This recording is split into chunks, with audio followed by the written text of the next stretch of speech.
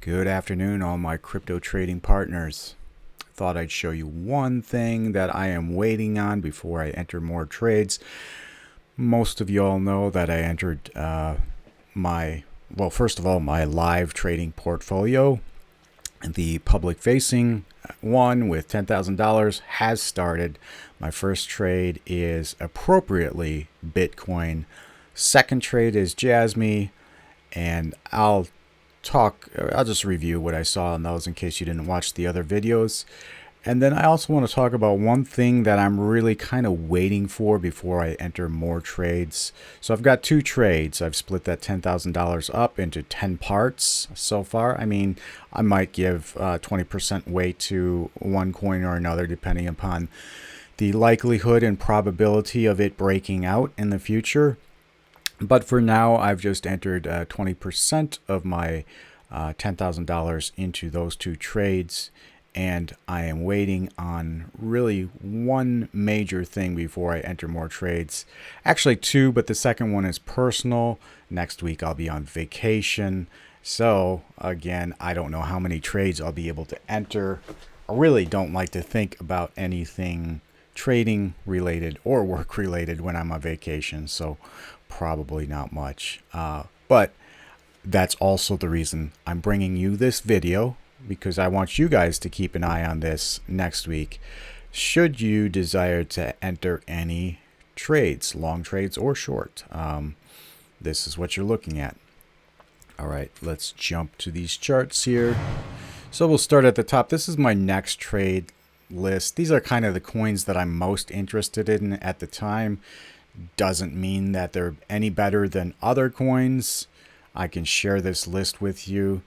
Actually, before I forget, let me just go here and I thought there was a way to share. Yeah, right here, copy link. Okay, so that link is on my clipboard. I'll share that with you. So again, doesn't mean that any of these coins are any better than anything else you're looking at. They just happen to be the coins that I see, the ones that I look at with the most potential. So here's my Bitcoin pattern that caused me to enter this trade, and you can see the inverse head and shoulders pattern on the 4-hour. We did break out, and this is perfect, patent, classic technical pattern here. All right, breakout and then coming back to kiss mama goodbye, right? So this is just exactly what I'm expecting. And also why I put my stop out where I did, which is down here at 19. What did I put it at? 19,337 or something like that. If we break back down below the neckline, that invalidates the pattern. I don't think that's going to happen, but what we could do is we could slide down the top of this neckline a ways. So you want to make sure your stop out is appropriately placed so you don't get stopped out before, and I'm assuming this pattern plays out and we reach our target.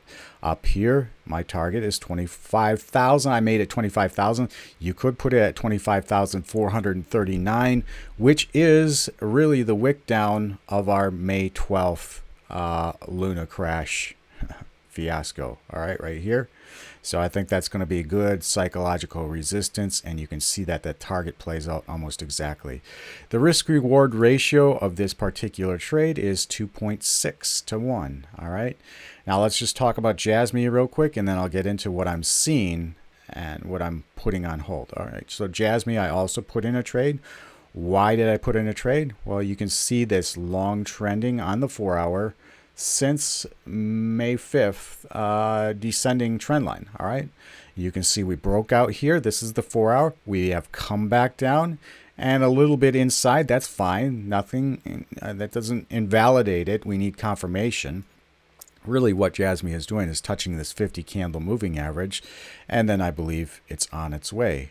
Now my target is pretty aggressive here at 1.5 cents up here. That makes this risk to reward ratio quite attractive at 4.75 to 1. All right, I've got my stop out just below this 50 candle moving average. Now you probably don't want to keep it all to this final target here. You want to take profit along the way.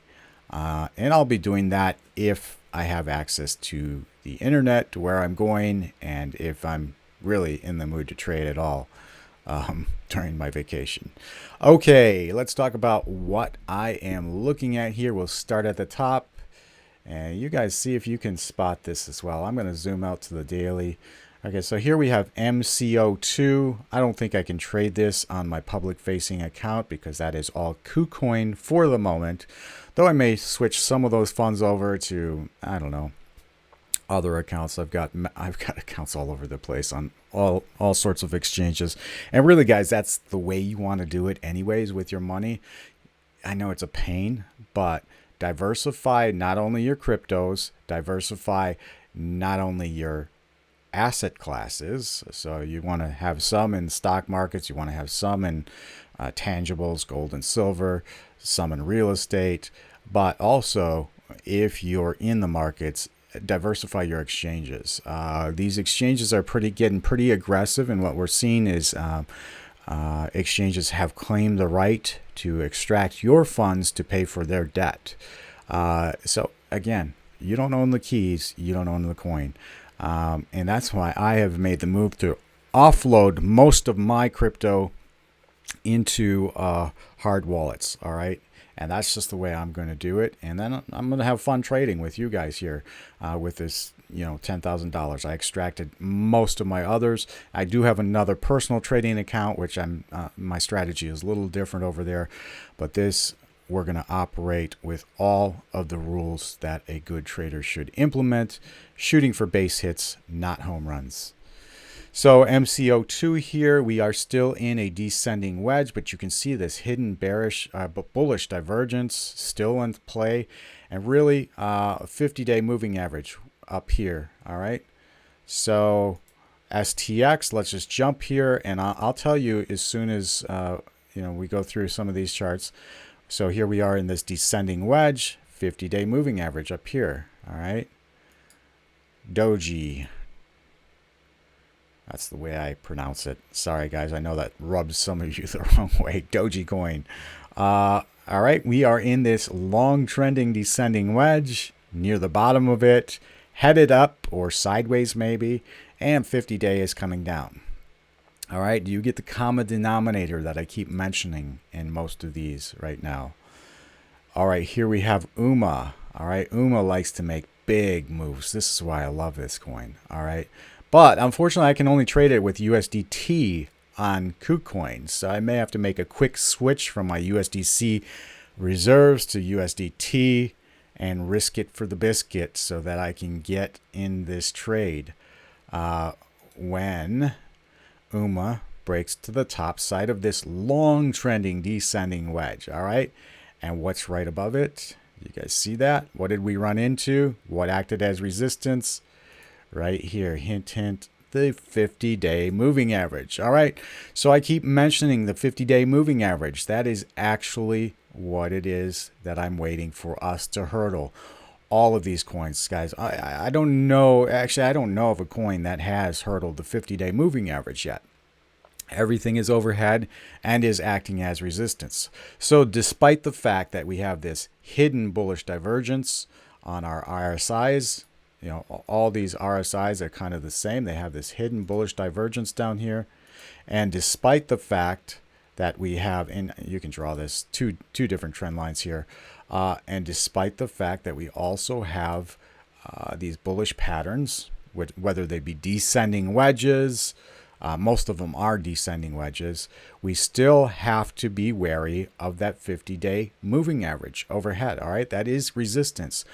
Once one or two coins gets above that, that's when we are starting, I believe we are going to start to see the cascade effect, the domino effect, and you'll see coins start to pop all over the place as we do our dead cat bounce. I'm calling this a dead cat bounce, of course, because we are still way in bearish territory. All right, this is my line in the sand. You guys all know this. This is a fractal 14,000 drop, to our wick down here with the UMO crash. Then we went sideways, another $14,000 drop. Could we drop more? Absolutely. Totally possible. But I am expecting, of course, first a little bit of a bounce before we do. All right. So, and that's why I've entered just slowly a few trades, and it's pretty aggressive because we are under that 50-day moving average. All right, LTC, we're going to cruise through these, has come back above major resistance, which is now going to act as support. This is long trending. All right, yeah, it's amazing that we even went under that, but LTC did, and it's been on fire since. All right, the low here was 30 something. I thought it was in 35 level at one point, but it was in the 30s, and now it's almost 60. So it has almost doubled in the last week or so. EOS, all right, under this wedge. All right, a lot of these wedges have been broken to the downside, despite the fact that they are bullish, but we are coming back into the wedges now. Big thing here is that 50-day is going to come down and meet us somewhere. All right, so there needs to be a good pop somewhere, and I want our leader BTC to be that pop. All right, you see the 50 days way up here, really at this long trending ascending maroon line. That price is right around 27,000, but I am going to be taking profits before we get there. I don't know that we will. We like to test those major moving trend lines, and I wouldn't be surprised if we go up there, but to be safe, I'll be taking profits before then, around 25,000. All right, so we were at EOS, OMG, same thing. You see what I'm getting at here, guys? I'm just going to cruise through these. APE has reached its target down, this head and shoulders pattern months ago that I drew. And look at this 50-day moving average, man. It is coming down hard, and it looks like it's going to meet us and crash hard into us. So, guys, that 50-day moving average could also mean that it pushes us down even more. We are in a bear market, so the trend is our friend. We have to expect that. We have to count on that rather than upward movement, despite the patterns and despite the bullish hidden bullish divergence. Here again, all these charts, you can see this hidden bullish divergence. And here again, I'll just draw it out real quick. All right, this is on OXT, KNC, hidden bullish divergence. And look at the crash on this thing, all the way from $5.75-ish to $1.45.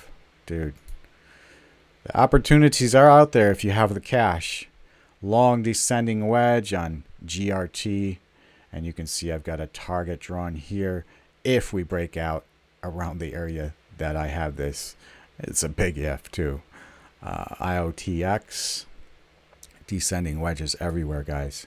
All right, now these are longer trending, so they play out over the course of weeks/months. But this is what I'm seeing. All right, so we could have a reprise period of two weeks to 2 months where we do seem like we're going bullish again, and then it could be just as if we're staying under this BTC black line, we're still in bearish territory in my opinion. All right, so GMT I just have on here because it's interesting, and the price movement here. I mean, we went from less than 50 cents to so this one has doubled as well, and look at that hidden bullish divergence. No real patterns there. This could actually be a bear pattern. I do see a channel here, and you could draw this channel down from here. It looks like we broke to the upside of that actually. All right, see that, guys? See that channel? All right, so it looks like we're breaking to the upside on GMT.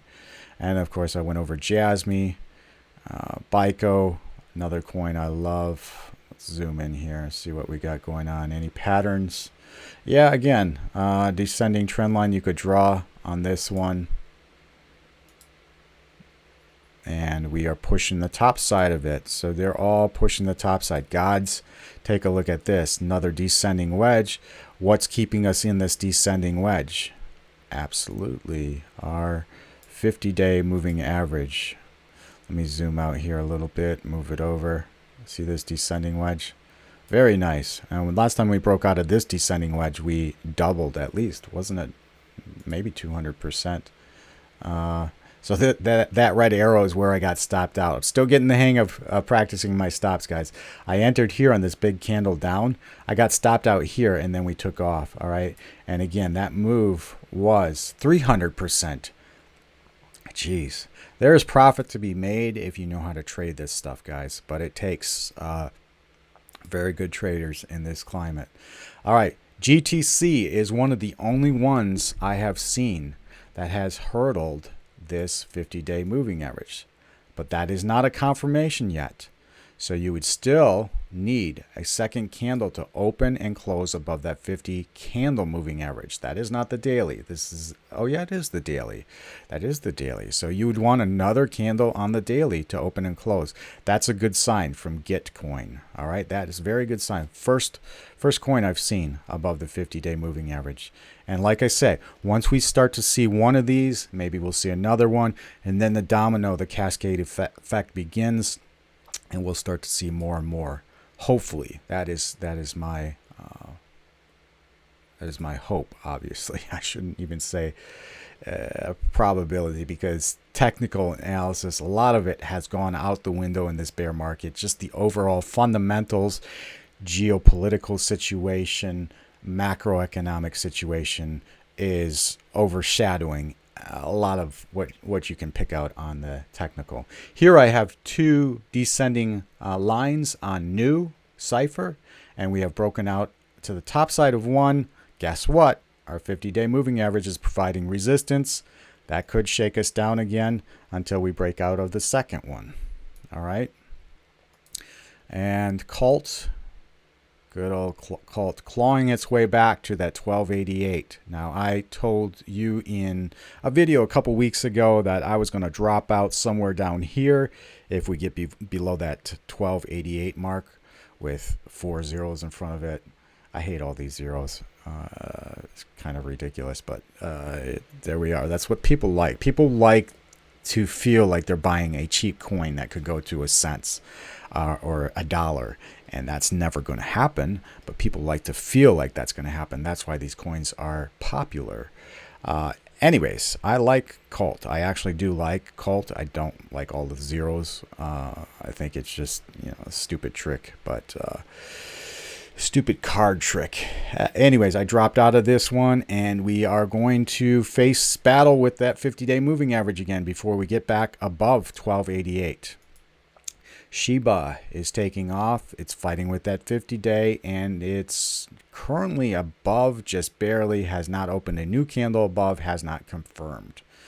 All right, so that would be different than Gitcoin, because Gitcoin actually opened a new candle and closed it above, and then we just need another one for the confirmation. Am I correct in saying that? Yes. We closed just barely above, and this next one is above, but we're facing resistance here at 291. So we'll see what happens there with Gitcoin. XRPT and BCH. Now I have a little wedge down here. I mean, we could break to the downside. Really, 78.75 is our bottom line. We do have some support here at 106.84. This wedge is really a bear flag, so it's not really bullish. If I was trading this, I would expect us to drop to the bottom side, but BCH is so oversold. It is possible that we go to the top side as well. Additionally, I see long trending hidden bullish divergence, but really it's just barely. I don't even know if that's the case here, just barely. So there's not a lot of good signs here. I put this one on my list because I'm just curious as to what it will do. All right, guys, I just wanted to show you that real quick. Patience, just have patience, wait for confirmation regarding direction. We are likely to see something soon. Peace, y'all. And best of luck with your trades. I'll try to stay in touch with you next week, at least on my site. I'll put a brief post. I can do that from my phone, whether I trade in or trade out, etc., etc.